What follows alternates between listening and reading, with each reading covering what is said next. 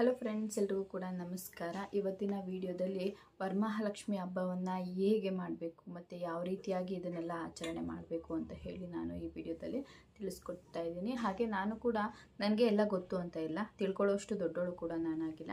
ನಾನು ಕೆಲವೊಂದು ಯೂಟ್ಯೂಬಲ್ಲಿ ವೀಡಿಯೋಸ್ಗಳಲ್ಲಿ ಕೆಲವೊಬ್ಬರು ಗುರೂಜಿಗಳು ಹೇಳಿರೋದು ಹೇಗೆ ಮಾಡಬೇಕು ಅಂತ ಹೇಳಿ ನಾನು ಕೂಡ ಸರ್ಚ್ ಮಾಡಿ ನೋಡಿ ತಿಳ್ಕೊಂಡು ನಿಮಗೆ ಬ್ರೀಫಾಗಿ ಹೇಳೋಣ ಅಂತ ಹೇಳಿ ಒಂದು ವಿಡಿಯೋನ ಮಾಡ್ತಾಯಿದ್ದೀನಿ. ಪುಟ್ಟದಾಗಿ ಹೇಳಿ ಮುಗಿಸ್ಬಿಡ್ತೀನಿ.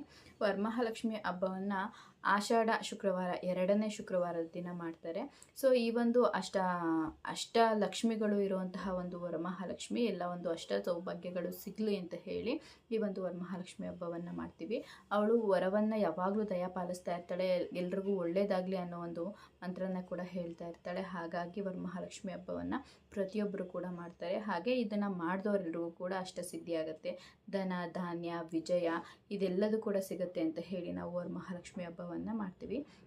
ಸೊ ವರಮಹಾಲಕ್ಷ್ಮಿ ಹಬ್ಬನ ಮಾಡಬಹುದು ಅಂತ ಹೇಳಿ ಗೊತ್ತಾಗಿದ್ದು ಹೇಗೆ ಅಂತ ಹೇಳಿ, ಶಿವ ಕೂಡ ಪಾರ್ವತಿಗೆ ಈ ವರಮಹಾಲಕ್ಷ್ಮಿ ಹಬ್ಬವನ್ನು ಮಾಡೋದಕ್ಕೆ ಅಂತ ಹೇಳಿ ಸಲಹೆಯನ್ನು ನೀಡಿ ವರಮಹಾಲಕ್ಷ್ಮಿ ಹಬ್ಬದಿಂದ ಏನೆಲ್ಲ ಪ್ರಯೋಜನ ಆಗತ್ತೆ ಅಂತ ಎಲ್ಲ ಕೂಡ ಹೇಳಿದ್ದಾರೆ. ಹಾಗಾಗಿ ಈ ಒಂದು ವರಮಹಾಲಕ್ಷ್ಮಿ ಹಬ್ಬದ ಪ್ರಯೋಜನ ಪ್ರಾಮುಖ್ಯತೆ ಇನ್ನಷ್ಟು ಕೂಡ ಹೆಚ್ಚಾಗಿದೆ.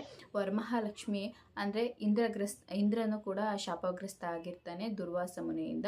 ಅವನ ಒಂದು ಲೋಕವನ್ನು ತ್ಯಜಿಸಿ ವೈಕುಂಠಕ್ಕೆ ಬಂದಾಗ ಎಲ್ಲ ದೇವತೆಗಳು ಸೇರಿ ಬ್ರಹ್ಮನನ್ನು ಕೇಳ್ಕೊತಾರೆ, ನಮಗೆಲ್ಲ ಈ ರೀತಿಯಾಗಿ ಆಗಿದೆ, ನಮ್ಮನ್ನು ಮತ್ತೆ ದೇವತೆಗಳಾಗಿ ಮಾಡೋದಕ್ಕೆ, ನಮ್ಮ ಒಂದು ಎಲ್ಲ ಶಕ್ತಿಗಳನ್ನ ಪಡ್ಕೊಳ್ಳೋದಕ್ಕೆ ಸಹಾಯ ಮಾಡಿ ಅಂತ ಹೇಳಿದಾಗ ಶ್ರೀ ವಿಷ್ಣು ಏನಿರ್ತಾನೆ ಅವನು, ನೀವು ಕ್ಷೀರಸಾಗರದಲ್ಲಿ ಅಮೃತವನ್ನು ಸೇವಿಸಬೇಕು, ಅವಾಗ ನಿಮಗೆಲ್ಲ ಶಕ್ತಿನೂ ಸಿಗುತ್ತೆ ಅಂತ ಹೇಳಿದಾಗ ವರಮಹಾಲಕ್ಷ್ಮಿ ಏನಿರ್ತಾರೆ ಅವರು ಕೂಡ ಅಲ್ಲಿಗೆ ಹೋಗ್ತಾರೆ.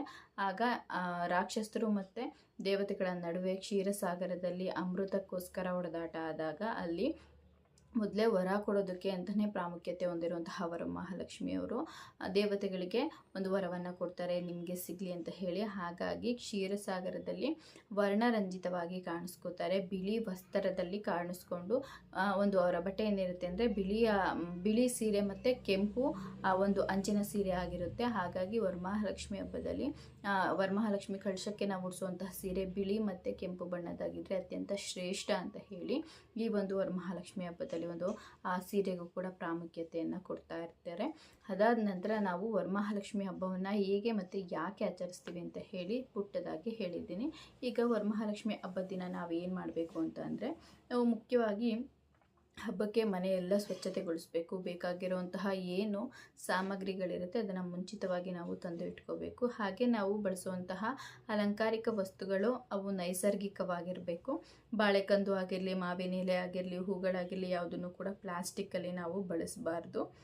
ಏನು ನ್ಯಾಚುರಲ್ ಆಗಿರುತ್ತೆ ಅದನ್ನೇ ಬಳಸಬೇಕಾಗಿರುತ್ತೆ. ನಮ್ಮ ಕೈಲಿ ಎಷ್ಟು ಶಕ್ತಿ ಇರುತ್ತೋ ಅಷ್ಟಾಗಿ ನಾವು ನಮ್ಮ ಒಂದು ಹಬ್ಬವನ್ನು ಆಚರಿಸ್ಕೋಬಹುದು. ಹೂವು ಮತ್ತು ಹಣ್ಣು ಇದನ್ನು ದೇವರು ತಗೊಂಡು ಬಂದು ಕೊಡುವಂತಹ ಶಕ್ತಿನ ಕೊಟ್ಟಿರ್ತಾನೆ. ಅದನ್ನು ತಗೊಂಡು ಒಂದು ಕಳಶನ ಸ್ಥಾಪನೆ ಮಾಡಬೇಕು ಅಂತಂದರೆ ನಾವು ಏನು ಲಕ್ಷ್ಮಿನ ಕೂರಿಸ್ತೀವಿ ಆ ಜಾಗವನ್ನು ಸ್ವಚ್ಛಗೊಳಿಸಬೇಕು.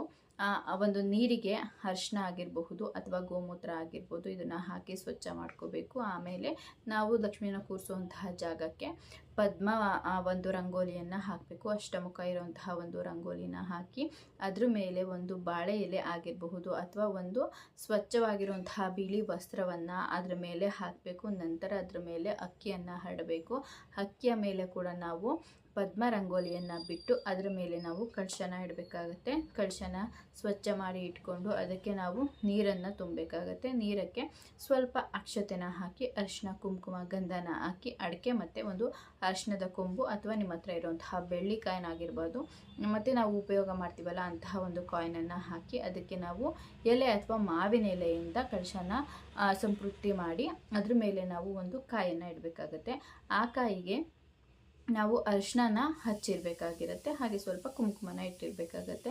ನಿಮ್ಮ ಹತ್ರ ನೀವು ಬೆಳ್ಳಿ ವಿಗ್ರಹನ ಇಡುವಂತಹ ಶಕ್ತಿ ನಿಮಗಿದೆ ಅಂತಂದರೆ ಬೆಳ್ಳಿ ವಿಗ್ರಹ ಮುಖವಾಡನ ಇಡಬಹುದು. ಅಥವಾ ನೀವು ಇವಾಗೆಲ್ಲ ಬಳಸ್ತೀರಾ ಮಣ್ಣಿಂದು ಆ ಥರದ್ದೆಲ್ಲ ಅಂತಂದರೆ ಅದನ್ನು ಕೂಡ ನೀವು ಇಡಬಹುದು. ಅದಕ್ಕೆ ನೀವು ಕಳಶಕ್ಕೆ ಬೆಳ್ಳಿ ಮುಖವಾಡನ ಹಾಕಿ ವರಮಹಾಲಕ್ಷ್ಮಿಯವ್ರ ಮುಖವಾಡವನ್ನು ಧರಿಸಿ ನಂತರ ಆ ಒಂದು ಕಳಶ ಏನಿರುತ್ತೆ ಅದಕ್ಕೆ ನೀವು ಸೀರೆ ಉಡಿಸ್ತೀರಾ ಅಥವಾ ಒಂದು ಬ್ಲೌಸ್ ಪೀಸನ್ನು ಉಡಿಸ್ತೀರಾ, ಅದನ್ನು ನೀವು ಯೋಚನೆ ಮಾಡಿ ಅದನ್ನು ಅಲಂಕಾರಿಕವಾಗಿ ಉಡಿಸ್ಬೇಕಾಗಿರುತ್ತೆ. ನಂತರ ನಿಮ್ಮ ಹತ್ರ ಇರುವಂತಹ ಪುಟ್ಟ ಪುಟ್ಟ ಆಭರಣಗಳೇನಿರುತ್ತೆ ಅದರಿಂದ ನೀವು ಅಲಂಕಾರನ ಮಾಡಿ ಹೂವನ್ನು ಇಡಬೇಕಾಗತ್ತೆ. ವರಮಹಾಲಕ್ಷ್ಮಿಗೆ ಕಮಲದ ಹೂವು ತುಂಬಾ ಶ್ರೇಷ್ಠ. ಹಾಗಾಗಿ ನಾವು ಕಮಲದ ಹೂವನ್ನು ಈ ವರಮಹಾಲಕ್ಷ್ಮಿ ಹಬ್ಬದಲ್ಲಿ ತಾಯಿಗೆ ನಾವು ಸಮರ್ಪಿಸ್ತೇವೆ. ನಂತರ ನೀವು ದೇವ್ರ ಮುಂದೆ ತಟ್ಟೆಗಳನ್ನ ಜೋಡಿಸಿ ಪೂಜೆ ಮಾಡಬೇಕು. ಸಿಹಿ ತಿಂಡಿಗಳನ್ನ ಮಾಡಿದ್ದೀರಾ ಅಂತಂದರೆ 3 ತಟ್ಟೆ ಆಗಿರ್ಬೋದು, 5 ತಟ್ಟೆ ಆಗಿರ್ಬೋದು, 7 ತಟ್ಟೆ ಆಗಿರ್ಬೋದು, ಅಥವಾ 11 ತಟ್ಟೆನ ನೀವು ಇಡ್ಬೋದಾಗಿರುತ್ತೆ.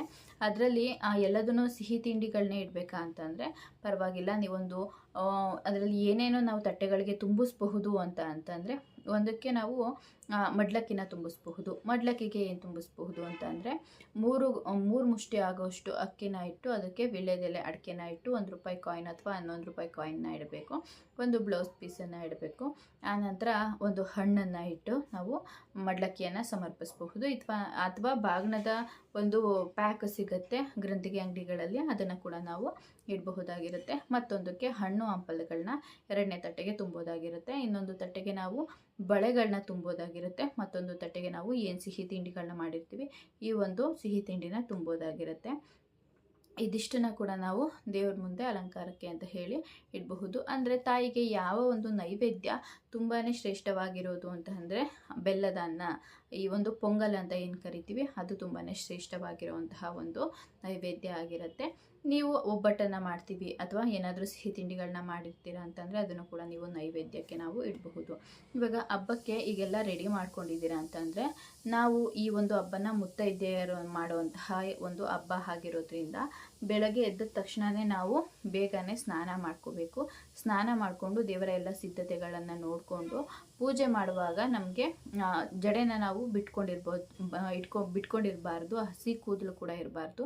ನೀಟಾಗಿ ಬಾಚಿರಬೇಕು ಅಥವಾ ಮುಡಿನ ಕಟ್ಟಿರಬೇಕು. ಹೂ ಮುಡ್ದಿರಬೇಕು ಮತ್ತು ಅರಿಶಿನ ಕುಂಕುಮನ ನಾವು ಮುಡ್ಕೊಂಡಿರ್ಬೇಕಾಗಿರುತ್ತೆ, ಹಚ್ಕೊಂಡಿರ್ಬೇಕಾಗಿರುತ್ತೆ. ಆನಂತರ ನಾವು ತಾಯಿ ಮುಂದೆ ಒಂದು ದಾರನ ತಗೊಂಡು ಅದರಲ್ಲಿ 12 ಗಂಟನ್ನು ಹಾಕಿ ಪೂಜೆ ಮಾಡಿ ನಂತರ ಪೂಜೆ ಆದ ನಂತರ ನಾವು ಅದನ್ನು ಇಲ್ಲಿ ಕಟ್ಕೋಬೇಕಾಗಿರುತ್ತೆ. ಕಟ್ಕೊಂಡು ನೀವು ರೇಷ್ಮೆ ಸೀರೆ ಇದೆಯಾ ಅಥವಾ ಒಂದು ಒಳ್ಳೆ ಸೀರೆ, ಒಂದು ಪೂಜೆ ಮಾಡೋದಕ್ಕೆ ಯೋಗ್ಯವಾಗಿರುವಂತಹ ಸೀರೆನ ತಗೊಂಡು ನಾವು ಧರಿಸ್ಕೋಬೇಕಾಗಿರುತ್ತೆ. ಆನಂತರ ಕಂಕಣನ ಮಾಡಿರ್ತೀರ ಅಂದರೆ ಕಂಕಣನ ನೀವು ನಿಮ್ಮ ಒಂದು ಎಡಗೈಗೆ ಅಥವಾ ಬಲಗೈ ಏನು ನಿಮ್ಮ ಒಂದು ಇದರಲ್ಲಿರುತ್ತೆ ಅದಕ್ಕೆ ನೀವು ಕಟ್ಕೋಬೋದಾಗಿರುತ್ತೆ. ಪೂಜೆ ಮಾಡುವಾಗ ನೀವು ತುಪ್ಪದ ಬತ್ತಿ ಹಚ್ಚುತ್ತೀರಾ, ಅದೆಲ್ಲ ನಿಮ್ಮ ಶಕ್ತಿಗೆ ಮೀರದ್ದು.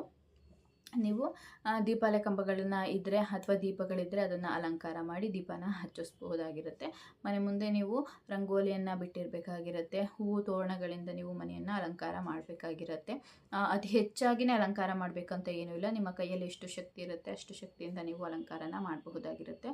ಮನೆಯಲ್ಲಿ ಚಿಕ್ಕ ಮಕ್ಕಳು ಇರ್ತಾರೆ ಅಂತ ಅಂದರೆ ಅವರನ್ನು ಕೂಡ ಕೂರಿಸಿ ನೀವು ಪೂಜೆ ಮಾಡಿಸಬಹುದಾಗಿರುತ್ತೆ. ಆನಂತರ ಪೂಜೆ ಎಲ್ಲ ಮುಗಿದ ನಂತರ ನೀವೇನಾದ್ರೂ ಉಪವಾಸ ಇದ್ದು ಪೂಜೆ ಮಾಡ್ತೀನಿ ಅಂತಂದರೆ ಯಾವುದೇ ರೀತಿಯ ಹಣ್ಣು ಅಥವಾ ಹಾಲನ್ನು ಬಿಟ್ಟು ಏನೂ ತಿಂದೇನೆ ನೀವು ಪೂಜೆ ಆದಮೇಲೆ ಊಟ ಮಾಡಬಹುದಾಗಿರುತ್ತೆ. ನೀವು ಪೂಜೆ ಮಾಡಬೇಕು ಅಂತಂದರೆ ಬೆಳಗ್ಗೆ ಎದ್ದ ತಕ್ಷಣ ಎಲ್ಲ ರೆಡಿ ಮಾಡಿಕೊಂಡು ಬೆಳಗ್ಗೆ ಪೂಜೆ ಮಾಡಬಹುದು ಅಥವಾ ಸಂಜೆ ಪೂಜೆ ಮಾಡಬಹುದು. ಈ ಮಧ್ಯಾಹ್ನ ಆ ಥರದ ಪೂಜೆಗಳನ್ನ ನೀವು ಮಾಡಬಾರ್ದು. ಇದರಲ್ಲಿ ನೀವು ಕುಂಕುಮಾರ್ಚನೆ ಮಾಡ್ತೀವಿ ಅಂತಂದರೆ ಕುಂಕುಮಾರ್ಚನೆನ ನೀವು ಮಾಡ್ಬೋದಾಗಿರುತ್ತೆ. ನಂತರ ಲಕ್ಷ್ಮೀ ದೇವಿಯ ಸ್ತೋತ್ರ ನಾಮಗಳಿರುತ್ತಲ್ಲ ಪುಸ್ತಕ, ಅದನ್ನು ಕೂಡ ನೀವು ಓದ್ಬೋದಾಗಿರುತ್ತೆ. ಆನಂತರ ನೀವು ಮನೆಗೆ ಮುತ್ತೈದೆಯರನ್ನ ಕರೆದು ಒಂದು 3 ಜನ ಆಗಿರ್ಬೋದು, 5 ಜನ ಆಗಿರ್ಬೋದು, ಅವರನ್ನು ಕರೆದು ಅವ್ರಿಗೂ ಕೂಡ ಅರಿಶಿನ ಕುಂಕುಮನ ಕೊಡಬೇಕಾಗಿರುತ್ತೆ.